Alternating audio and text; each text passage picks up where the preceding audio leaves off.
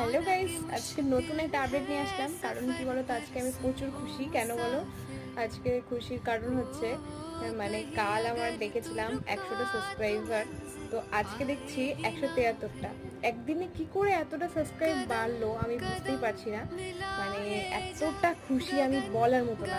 কারণ যে আমাদের মতো ছোট ছোট ইউজারদের যখন একটা দুটা করে সাবস্ক্রাইব বাড়ে, তারপর একটা দুইটা করে সাবস্ক্রাইব বাড়তে বাড়তে যখন হট করে একবারে 73টা সাবস্ক্রাইব বাড়ে, তখন একটা মানে আমার কাছে বলতে গেলে অনেক বড় কিছু, বা আমার কাছে অনেক খুশির একটা কারণ সত্যি বলতে।